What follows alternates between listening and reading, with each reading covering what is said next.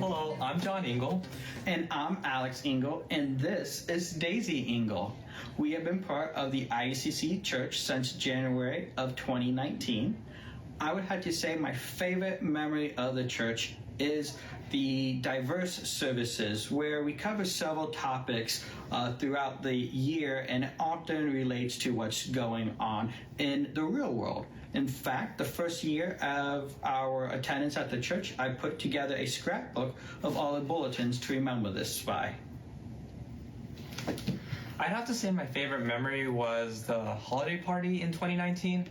We have been attending the church for about maybe 2 weeks, but everyone was so kind and welcoming. And I also remember Alex participating in the hula competition. Yeah, I remember that. I think I won that competition. Yeah. Anyways, we hope to see you at the church. Service will begin in just a moment.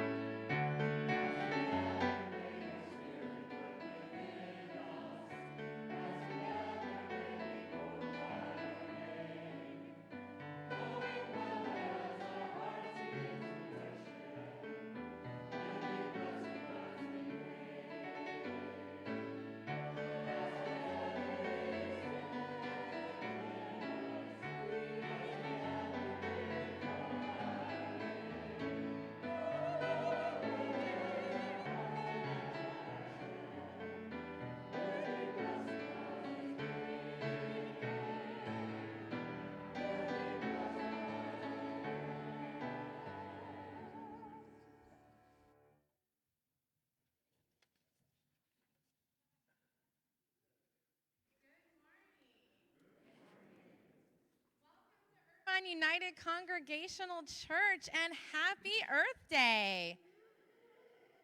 I am still coming off of that Easter high from last week and all of the joy that we experienced together with the amazing and incredible music, with new and very familiar faces that some we hadn't seen in quite a while, and all of those scrumptious crepes.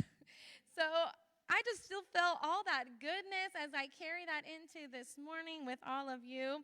As the Reverend Ken Wyatt reminded me, it is the most faithful of Christians who show up on the Sunday after Easter. So thank you. Faithful ones, you made it. Even when you don't get crepes, you came. But fear not, because I happen to know that there are some scrumptious scones awaiting you when the service ends. And you can enjoy them under the brand new, newly installed, just days before our Easter celebration, sunshade, so that you will feel shady and cool and encouraged to have conversation with your friends. For those of you who are online, we have not forgotten you. Thank you for hanging in there with us. We are so sorry about the challenges we experienced during Holy Weeks of all weeks. Big apologies from us, but you can watch that experience on our YouTube channel, on our website, and of course on our Facebook page. We got our Easter up and running, and we're here from here on out, live streaming as usual. God willing, God with us. So thank you. Thank you for joining our open and affirming, just peace, global missions, creation, justice, progressive Christian congregation of the United Church of Christ. We seek to be an inclusive, diverse church, and we welcome and affirm all people, regardless of ethnicity, orientation, gender, and even religion. We celebrate you as you, so thank you for being here with us. If you're a visitor, we especially want to welcome you and thank you for joining us.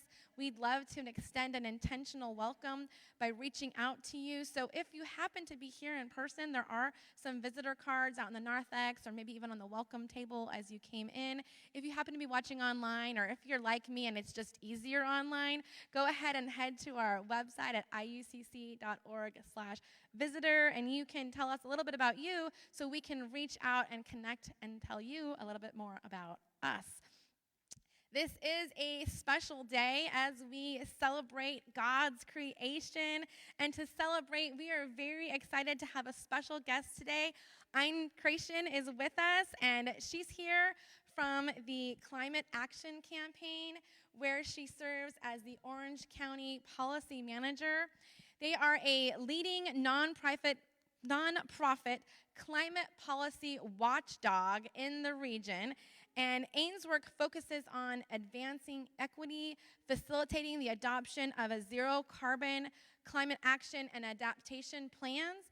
She's busy building electrification policies and community choice energy, any city's fastest path to 100% clean energy, and we're going to learn more about that today.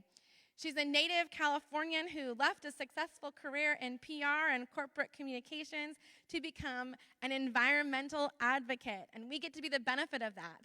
In 2016, Ayn worked as a volunteer to help advocate for the city of Irvine's historic organic landscaping policy. Many of you are probably a part of that. In 2018, she turned her focus to the climate crisis and helped build a coalition of support to create the Irvine-led Orange County Power Authority, which launched in December of 2020. In February of 21, she joined the Climate Action Campaign and helped to draft and build support for the city of Irvine's Achieves climate resolution, which made Irvine the first city in Southern California and the third in the state to commit to 2030 zero carbon goals in line with the most recent climate science. She's been working with our Green Faith Ministry and was recently a featured speaker. I found her to be most informative, and I know that you will as well, as she highlights the importance of both individual and collective action and challenges us to make a difference with an impact. So thank you so much for being here. I can't wait to hear from you. I know that I personally can become very disheartened at times when I think about the state of our world and the powerful forces that seem like they just can't be stopped. But I'm also reminded that we share a faith that isn't just about belief, but about action.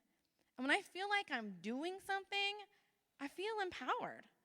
Our seemingly small voices, when they come together, can be pretty loud and beautiful. The little choices lead us to bigger ones. And we are doing our best here at IUCC to continually think of ways to become greener.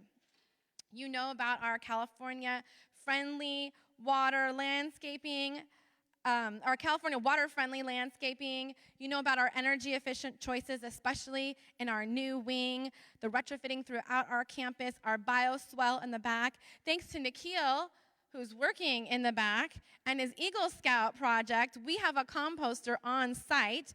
Thank you.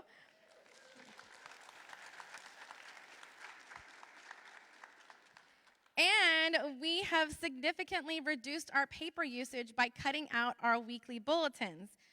Now, I know that there are some of you who want to know what's happening next. And you can always experience it by simply following along with us. But if you are the type that needs to know what's happening next in our service and you really miss a bulletin, just want to remind you that you can always download the bulletin and follow along. There's an easy QR code that is available in the narthex.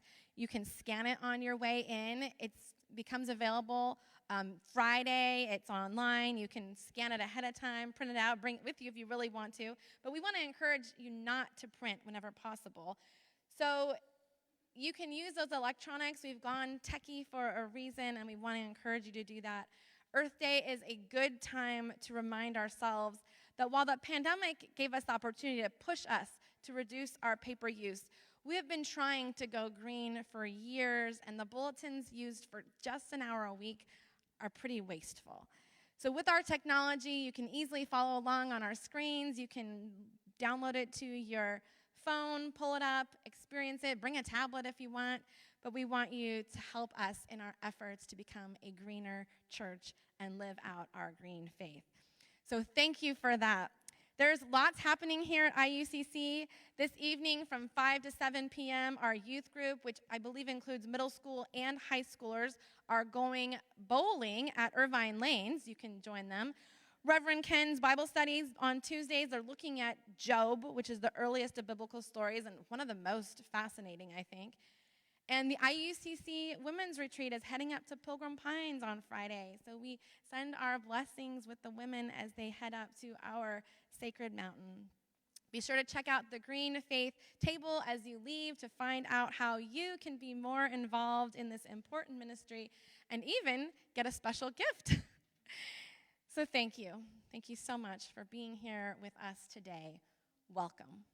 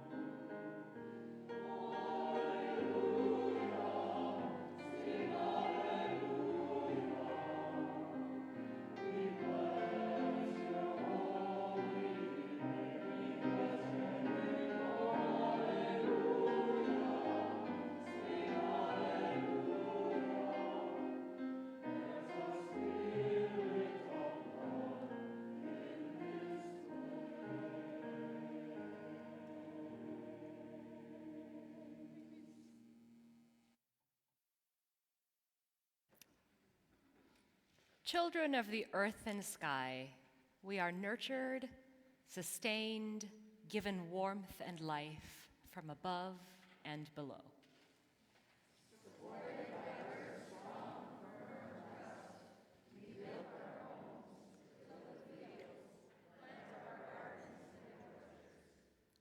When we turn from self and seek to be aware, we will find holy light in human faces, in blossom, birdsong, and in sky.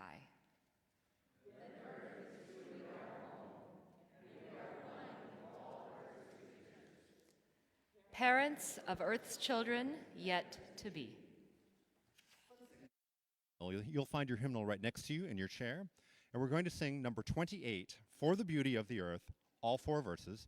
Please stand in body or in spirit.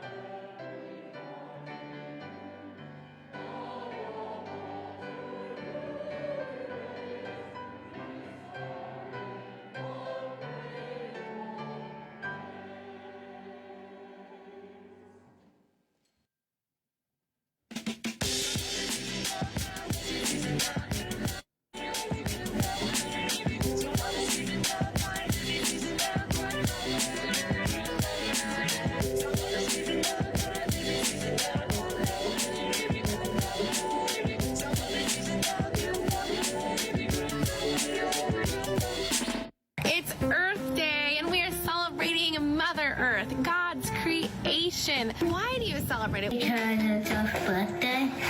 We should take care of Mother Earth because she takes care of us.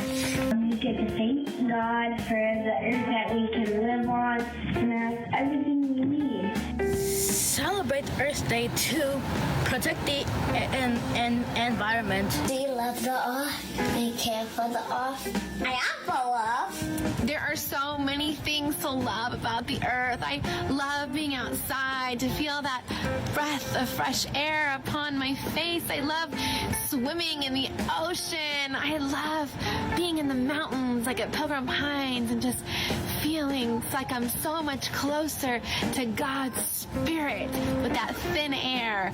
How do you celebrate the earth? What do you love about our earth? What I love about Earth? You may ask. Strawberries? I like to go to mountains. I'm not that high mountain. I like that it has beaches. You could swim. Maybe if you have goggles, you could look underwater and see lots of fish, especially in Hawaii. I like going fishing, swimming in these puddles, and I also like going to tide pools. We get to see the crab and big crab. I love dogs who live on the earth. Dog just to smell it. We have so many ways to experience Earth and all of God's incredible creation, but we also have a responsibility to take care of it. How do you take care of our Earth? And vegetarian. I don't like eating it. I like to do every good thing. I like to pick up litter by ending pollution. growing plants. Cleaning the garbage. By keeping the garden clean. We recognize that there are so many things that we can do. Little things like recycling and picking up trash when we see it outside. But big things like the choices that we make, even what we eat. Everything has an effect. Everything that we do makes a difference. So it's up to us to choose how to live with a smaller footprint.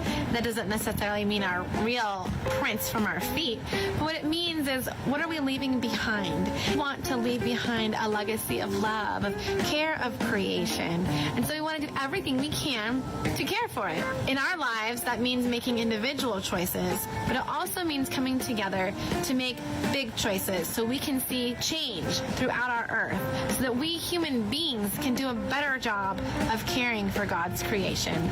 So, keep that earth fresh and so clean. Happy Earth Day. Happy Earth Day! Happy Earth Day, thank you for keeping it fresh. Happy Earth Day!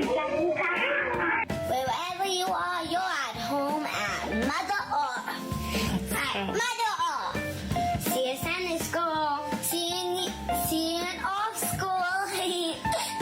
Okay, this will be really funny.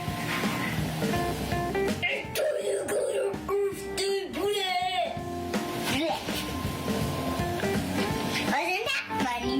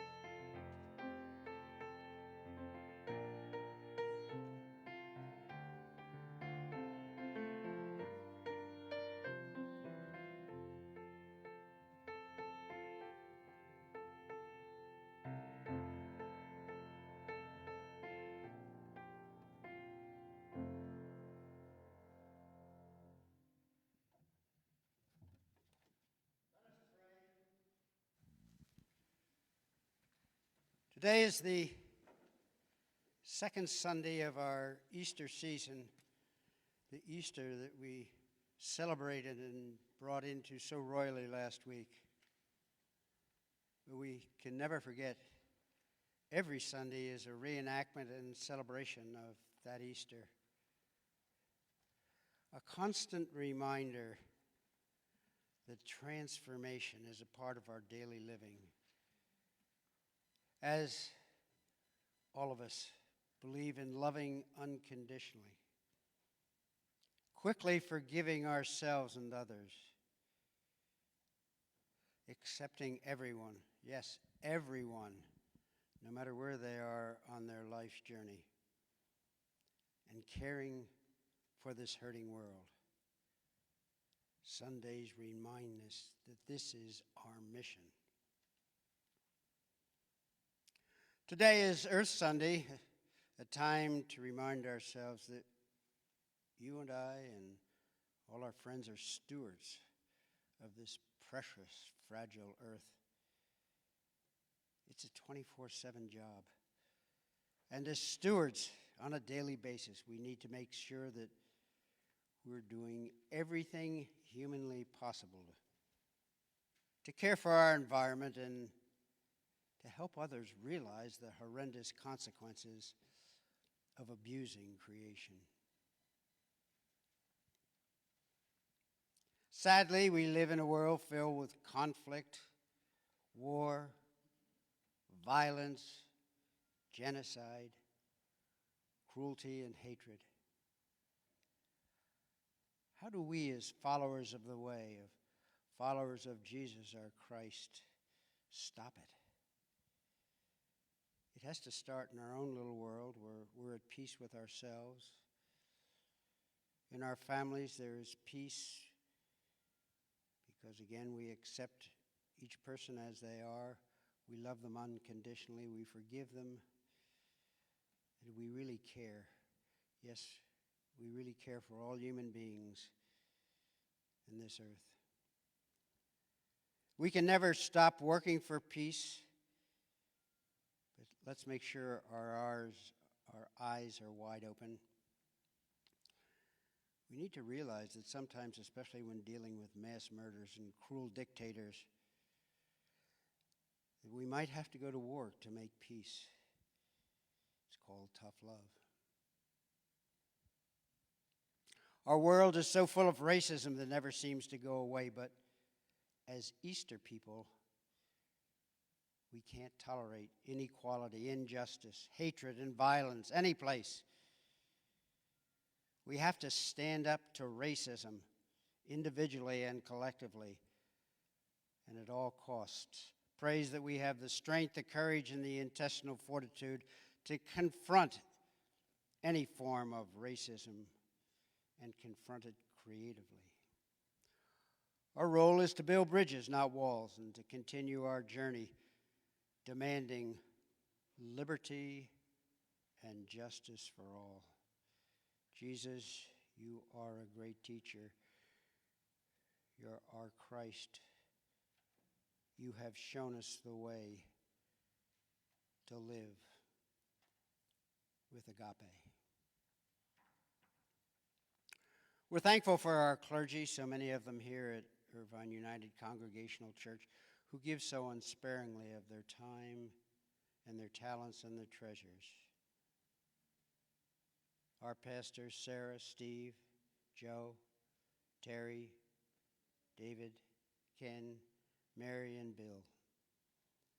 We pray for our seminarian, Eduardo, who is not here physically but is here spiritually with us. And as a missionary, I can never forget our missionaries. Today we're remembering, as a member of IUCC and the Disciples of Christ, a young man in Lebanon whose name is Nishan Bakalarian.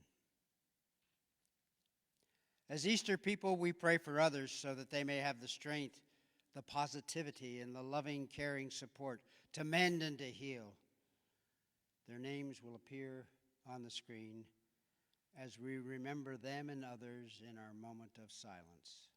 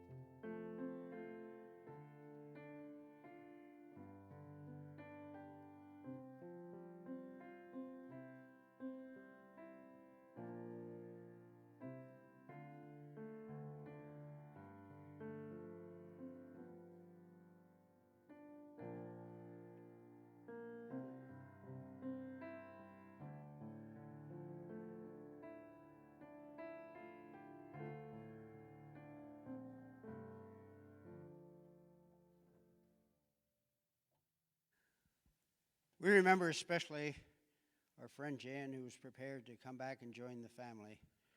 And unfortunately, her cancers got the best of her and she died. May she rest in peace. A wonderful human being.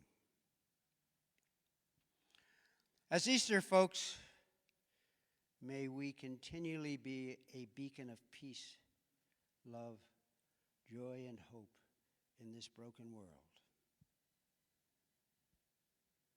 And now let us say together the prayer that is said by believers all over the world. Our Creator, who art in creation, hallowed be your name. Your kingdom come, your will be done on earth as in creation. Give us this day our daily bread, and forgive us our debts as we forgive our debtors. And lead us not into temptation, but deliver us from evil. For yours is the kingdom and the power and the glory forever. Amen.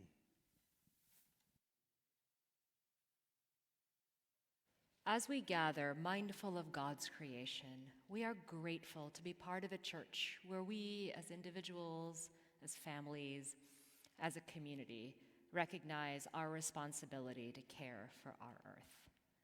We're thankful you're here, and we're grateful that you're part of this commitment to our church community and to our earth. You can give online at iucc.org/giving, or you can make a contribution by placing a check or a gift in the offering boxes outside in the narthex. You can also drop off a check or mail it to 4915 Alton Parkway, Irvine, California 92604. We thank you for your generosity of heart and of spirit.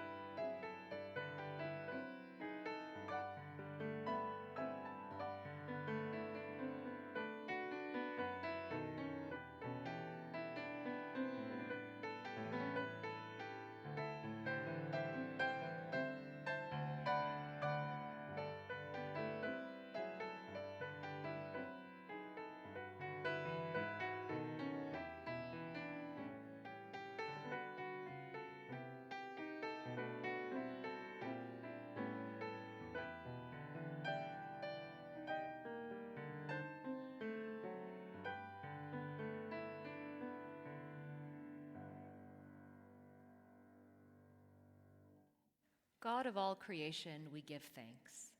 We recognize our call to care for your earth, its inhabitants, our brother sun and our sister sky, the ground below us, and every insect that crawls, every fish that swims, every animal that runs or waddles or gallops or crawls, and every bird that soars. We thank you for that gift of life. We are grateful for our community and our shared commitment to recognize the sacredness of creation and to care for it. May we use these gifts to share your love. Amen. Let's sing again together.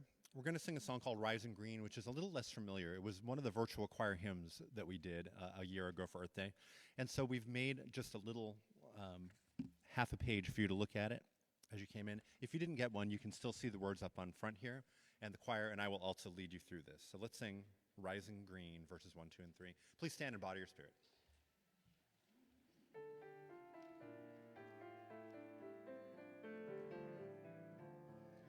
My blood doth rise in the roots of an oak, her sap doth run in my veins, boundless my soul like the open sky, where the stars forever have lain, where the stars,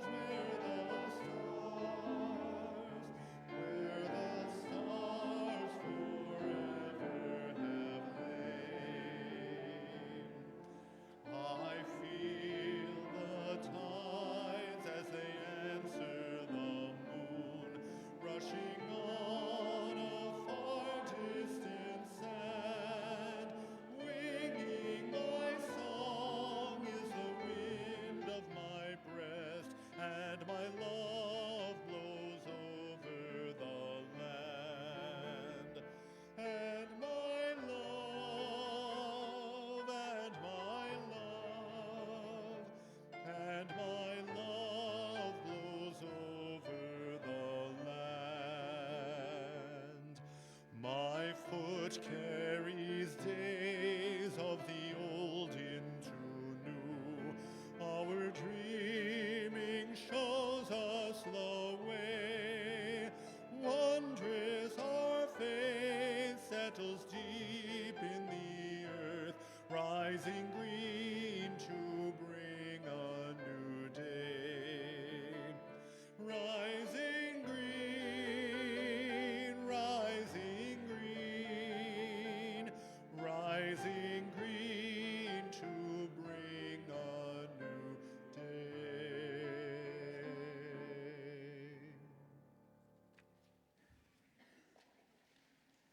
Today's scripture reading comes from 1 Samuel 17. Now the Philistines gathered their armies for battle. The Philistines stood on the mountain on the one side, and Israel stood on the mountain on the other side, with a valley between them. And there came out of the camp of the Philistines a champion named Goliath of Gath, whose height was 6 cubits and a span. He had a helmet of bronze on his head, and he was armed with a coat of mail. The weight of the coat was 5,000 shekels of bronze. He had greaves of bronze on his legs and a javelin of bronze slung between his shoulders. The shaft of his spear was like a weaver's beam, and his spear's head weighed 600 shekels of iron, and his shield bearer went before him. He stood and shouted to the ranks of Israel, "Why have you come out to draw up for battle? Am I not a Philistine, and are you not servants of Saul? Choose a man for yourselves, and let him come down to me.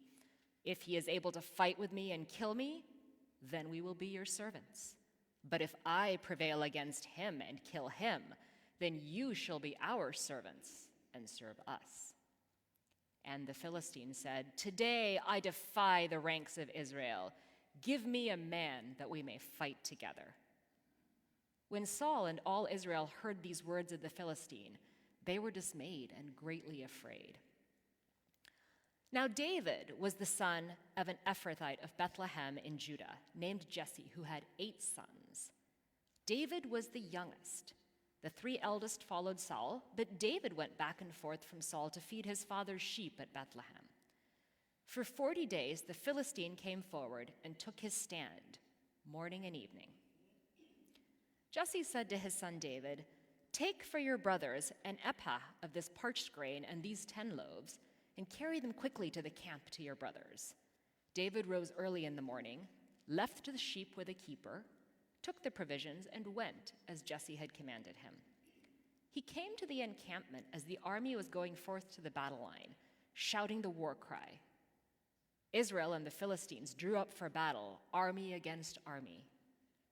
David left the things in charge of the keeper of the baggage, ran to the ranks, and went and greeted his brothers. As he talked with them, the champion, the Philistine of Gath, Goliath by name, came up out of the ranks of the Philistines and spoke the same words as before. And David heard him. All the Israelites, when they saw the man, fled from him and were very much afraid. The Israelites said, "Have you seen this man who has come up? Surely he has come up to defy Israel." David said to Saul, "Let no one's heart fail because of him. Your servant will go and fight the Philistine." Saul said to David, "You are not able to go against this Philistine to fight with him, for you are just a boy, and he has been a warrior from his youth." David said, "The Lord, who saved me from the paw of the lion and from the paw of the bear, will save me from the hand of this Philistine." So Saul said to David, "Go, and may the Lord be with you." Saul clothed David with his armor. He put a bronze helmet on his head and clothed him with a coat of mail. David strapped Saul's sword over the armor, and he tried in vain to walk, for he was not used to them. Then David said to Saul, "I cannot walk with these, for I am not used to them." So David removed them. Then he took his staff in his hand, and he chose 5 smooth stones from the wadi and put them in his shepherd's bag in the pouch. His sling was in his hand, and he drew near to the Philistine. The Philistine came on and drew near to David, with his shield-bearer in front of him. When the Philistine looked and saw David, he disdained him, for he was only a youth, ruddy and handsome in appearance. When this Philistine drew nearer to meet David, David ran quickly toward the battle line to meet the Philistine. David put his hand in his bag, took out a stone, slung it, and struck the Philistine on the forehead. The stone sank into his forehead, and he fell face down on the ground. So David prevailed over the Philistine with a sling and a stone, striking down the Philistine and killing him. There was no sword in David's hand. To welcome Ayn Craciun.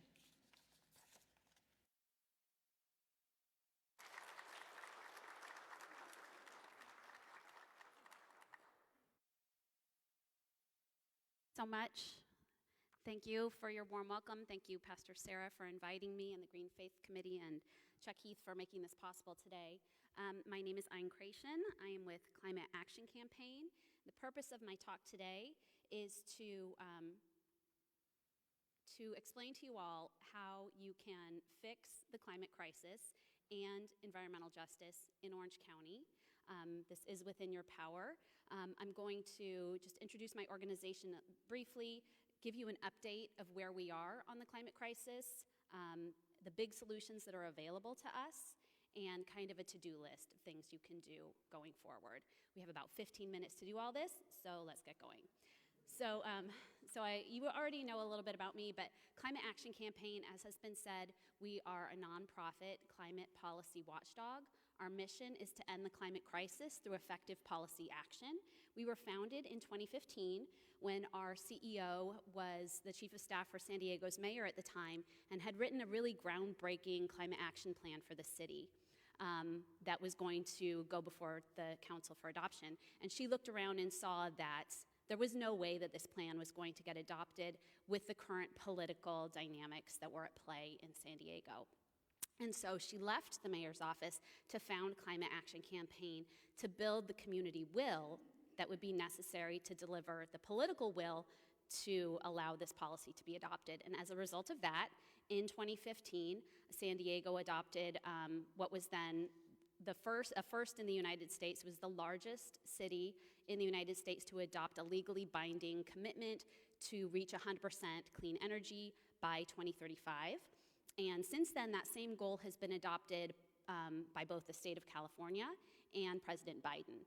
And so we see local policy change and local policy, city policy, as like a laboratory and a place where policy can be proven and then scaled and replicated at the local and national scale and have a real big impact. So our theory of change is first we build community will, and that's why I'm here today, and then we build political will, and then we win. And this is a winning formula that's worked again and again, and I've seen it happen myself. So I really appreciate y'all having us here today. So next slide. This is a picture of me and my colleague Lexi. We're a team of 2 here in Orange County in front of Irvine City Hall recently. This was a LA Times story about a big policy win that we had. So in Orange County, we focus on 100% clean electricity and on all electric homes because those are the policies that are available to us and major sources of emissions in our region. And we do all of this work. Next slide. These are our 5 fights that we engage in. In San Diego, we have a bigger team, so we work on bikeable, walkable neighborhoods, world-class transit, resiliency, which is shade trees and everything else that especially communities of concern are going to need heading into this terrible, conflagration that we'll be immersing ourselves in and that we are already in terms of the climate crisis. But you'll see 100% clean energy and all electric homes at the bottom there, and those are our fights in Orange County.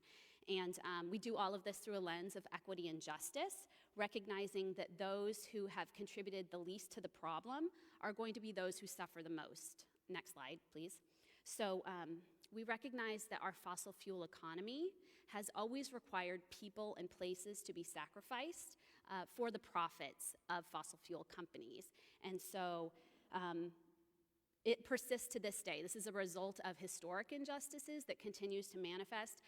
Today, the best predictor of whether you live near a source of pollution is the color of your skin. And this is not because minorities and low-income folks like to live near sources of pollution, but again, because of these historic injustices. So we need to, as we look at policy, we need to prioritize those policies which will rectify these injustices and protect those communities in the future. So we really cannot overstate the trouble that we're in on the climate crisis. And you can see on this slide, this shows the temperatures that we have experienced for the last 200 years-ish. So we are really in a place where we are out of time for small-scale thinking. There is more carbon pollution, more climate-causing pollution in our atmosphere now than there has been in the last 800,000 years. And sometimes I get the question from people, they say, well, why now? Like, we've been burning fossil fuels for a long time. Why is it now that is the moment? And the reason for that is that carbon pollution, especially CO2, stays in the atmosphere for a long time. So y'all have heard of the Titanic. So the coal that was burned on that Titanic to plow that boat into that iceberg is still in the atmosphere. CO2 stays in the atmosphere for hundreds to thousands of years. So all of the coal and the gas that was burned in your parents' first car, the carbon pollution from that activity is going to be driving climate impacts for many years to come. And so we are just in a really, like I said, we cannot overstate the trouble that we're in. And human life has developed in this sweet spot, this Goldilocks zone that we really need to sustain life on Earth, especially in the way that we do it now. We need to stay in this 1.5, maybe 2 degrees Celsius band of warming, and we already have baked in 1 degree. That is according to climate scientists at UC Irvine that I've spoken to. So what do we need to do to be climate safe? According to the Intergovernmental Panel on Climate Change, a body composed of scientists from around the world, what is necessary is to immediately and rapidly achieve large-scale reductions in carbon emissions. And this is from the 2021 update. Notice the immediate and rapid part, okay? That's very important. In 2018, the IPCC came out and said that we had 12 years to cut emissions in half. For a lot of reasons, nothing happened after 2018. You all probably remember it to one degree or another. And so, unfortunately, we cannot argue with physics. And so we just have less time now and more to do, a steeper climb ahead of us. So we have this sort of vanishing window in front of us at this moment.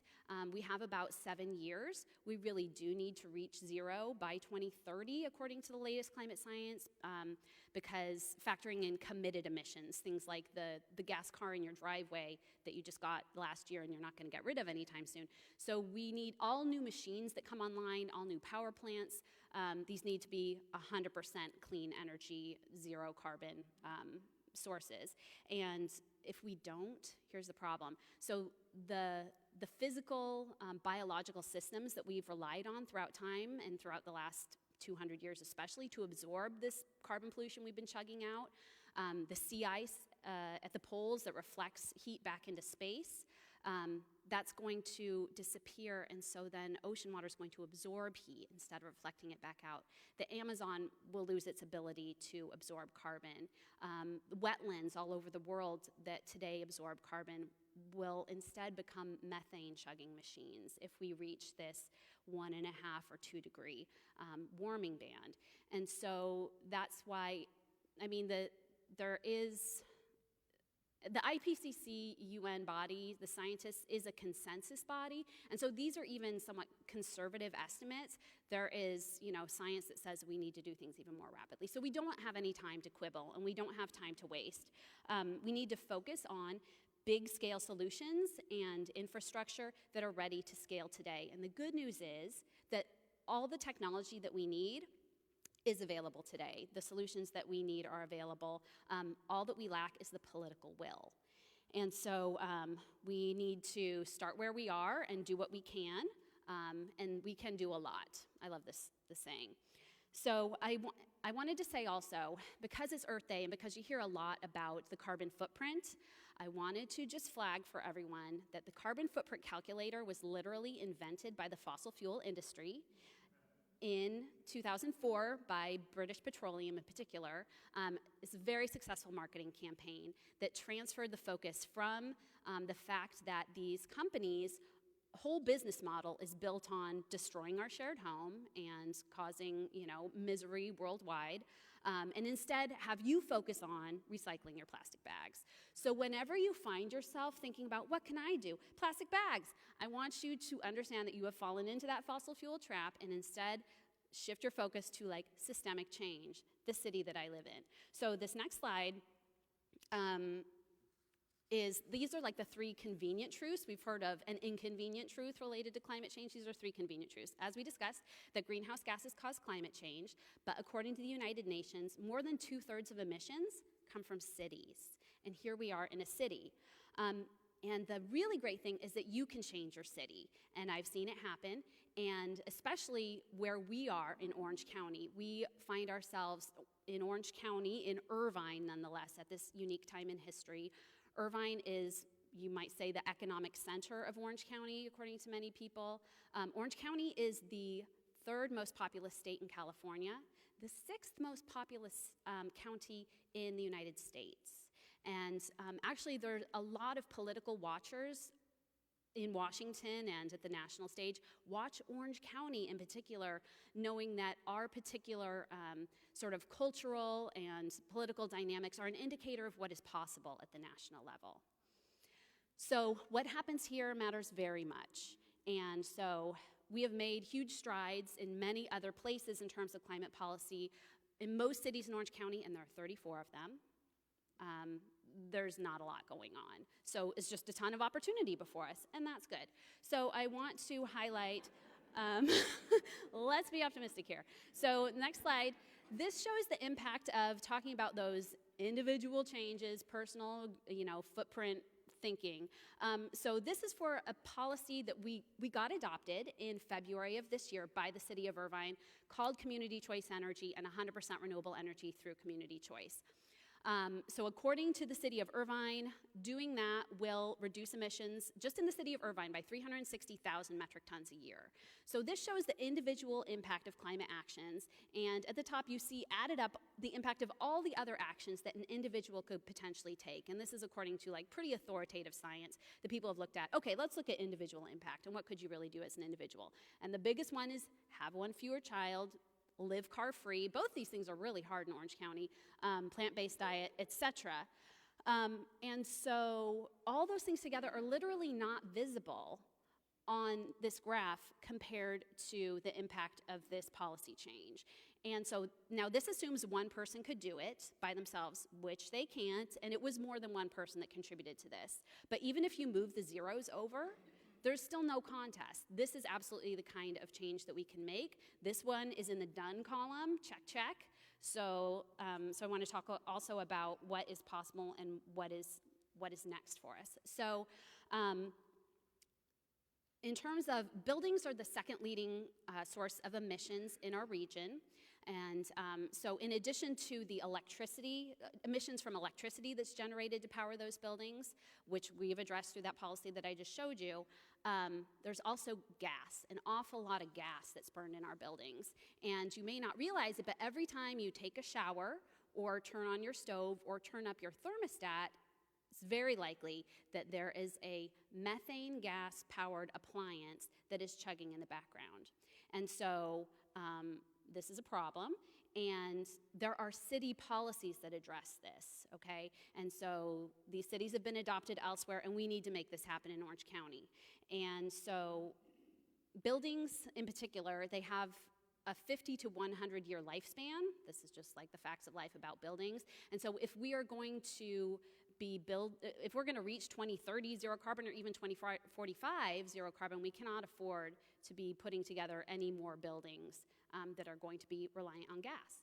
So the policy that's available to cities is to require that all new buildings be all electric. And so this is totally possible. And then the sort of next level policy that we would want to see is plans to retrofit existing buildings and help people at scale switch out their hot water heaters, help them switch out their gas stoves, prioritizing communities of concern. And this is important from a climate perspective and then also from a health perspective, because the health impacts from these gas appliances are huge and are being felt now, and that's on the next slide. So, well, this is the gas consumption by appliance. You can see 90% of gas in the home is from heating of water and space, and then 7% is from the stove. But in terms of health impacts, the stove is the biggest violator, sort of. Because it is in a central place in the home, and it's causing outrageous levels of air pollution in the home. A child in a home with a gas stove is 42% more likely to have asthma than a child in a home with an electric stove.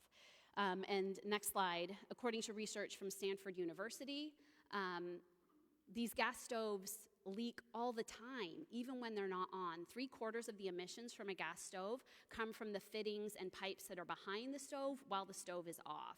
And so we need policies that are going to remove these stoves, especially in communities of concern. And this is an environmental justice issue because folks in low-income communities and communities of concern are usually living in smaller homes, right, with more people, that are older and have worse ventilation systems, and they're already experiencing environmental health issues and higher degrees of pollution from outside their homes.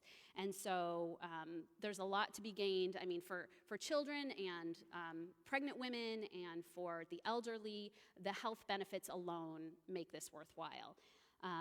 Because the gas contributes to respiratory disease and cardiovascular disease and Alzheimer's, et cetera, et cetera. So there's a lot of benefit to be had here. Next slide. And this shows more about the health issues, the health impacts. Next slide. Also, we have all this clean energy now, right? So this is another headline that we saw after Irvine's vote. We have 100% clean energy that's available, clean electricity rather, so let's use it. Next slide. In addition, these changes will bring huge savings for the average California household. The average California household will save more than $2,500 a year on energy costs by changing to clean electrification. And anyone who has an electric vehicle versus a gas car right now can tell you what that's like. In addition, next slide, these changes will bring thousands of new jobs. And these are jobs in our attics and in our garages, changing out this equipment. These are jobs that are good local jobs that cannot be outsourced. So there's a huge economic benefit as well to making these changes. Next slide. The good news is that there are 54 cities in California that have already adopted these policies. 0 of them are in Orange County at this time. We were very optimistic last year when we saw the Irvine City Council, and some of you may have gotten emails from me about this. Irvine City Council voted to authorize staff to move forward with community outreach, so talking to folks about the possibility of a building electrification policy, and then also perhaps drafting such a policy. Yay!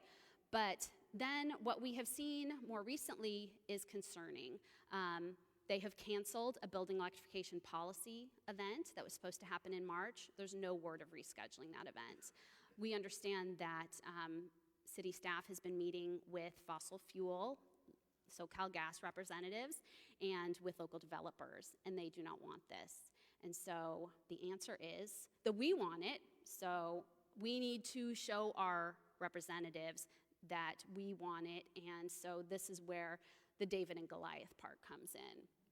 So what we're hearing is that building electrification policy is dead in Irvine. Irvine being the only city so far that's taken any steps toward it. And with that map I showed you, with building electrification policies up and down the state, from Humboldt down to San Diego, and Orange County, this big dead zone between LA and San Diego. So of course we can't let this happen, and we're not going to.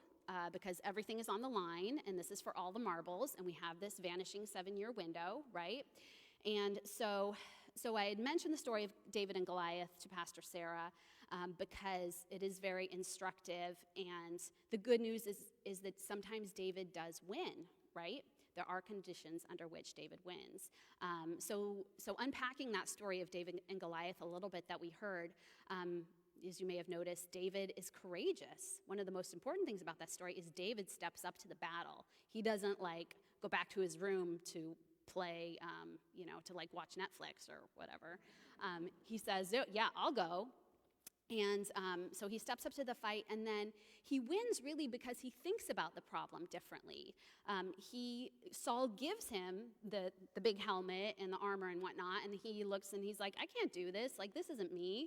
And he says, so he puts him down, and he says, well, what can I do? What do I have? And he looks around. He's resourceful. He sees 5 stones in the creek bed, and he picks them up and he puts them in his pouch. And then this is also key, is that the giant underestimates him. And we have this going for all of us, is that, as Cesar Chavez famously said, power makes you stupid, because... True story. So, because then you begin to rely on these sort of structural advantages that you have when you're in a position of power. But our love for whatever is important to us on this earth and the young people that we care about, these are all, renewable resources for us. So we do not want to waste these renewable resources. We need to think of ourselves as activists differently. Maybe if you don't see yourself as an activist, maybe you see yourself as a musician. We need a better climate anthem. Y'all can do some singing. I was listening to that song that you were singing earlier about, being the change. What if this Irvine City Council got to hear that? I don't know, there's so much that is possible, and you could really creatively approach what you can do. If you're a knitter, people knit the warming bands, and there's just so much you can do. So I want you to look into yourself and see what it is that you have available to you, because that's what it's going to take. Again, Irvine is the fastest growing city in California, also, in addition to being the 3rd most populous in the state and the 6th most populous in the US, and being a bellwether of what is possible at the national stage. And here we are in Irvine on Earth Day in 2022.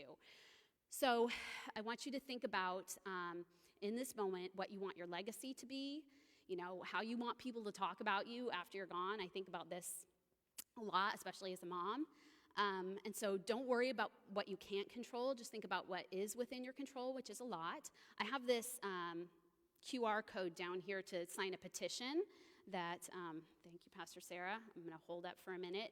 We need to stop obsessing about small consumer purchases. I'm just going to hold this so everybody can take a picture. So we need to stop, again, obsessing about small consumer purchases. And we need to sweat the big stuff. We need to keep an unflinching focus on big policy decisions and on city policy. We need to bring it, I'm going to keep it on this side so folks can. Okay, so we need to like bring everything it is, whatever it is we love, whatever it is like keeps us up at night, and all our systemic advantages if we have them, and all of our love. And this is a petition. When you take a picture of this, it should prompt you to open a little web browser where you can go to this petition and just enter your first and last name, and it's going to send an email to the Irvine City Council saying, good for you, Irvine City Council, keep going, please, we need this. And so it's very positive. And then also I invite you all to join the Orange County Climate Coalition is a group that we created last year to create a place where folks can learn about like how to navigate a city council meeting, learn about these policies and how to advocate for them, and then get together with other people. We're having a meeting tonight, and it is at 6:30 p.m. It is via Zoom. We always meet via Zoom. So let's see. I'm going to hang out afterward. I am happy to give anyone, you can, let's see. Yeah, my email address is Ayn, A-Y-N, at climateactioncampaign.org. And so you can email me, and I'll send you the information about tonight's meeting. But yeah, and then also, of course, if anyone can donate to Climate Action Campaign, that will help support our work and can ensure that we can continue going forward. You can do that, again, at our website, climateactioncampaign.org. So thank you so much for your attention. Thank you again, Pastor Sarah. Happy Earth Day.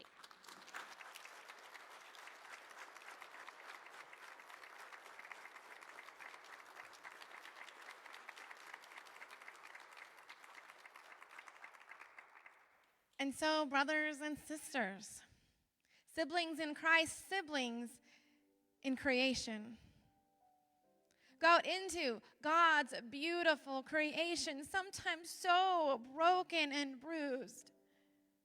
Appreciate its beauty and work for its protection. Know that none of us is too little, and each of us are called. Amen.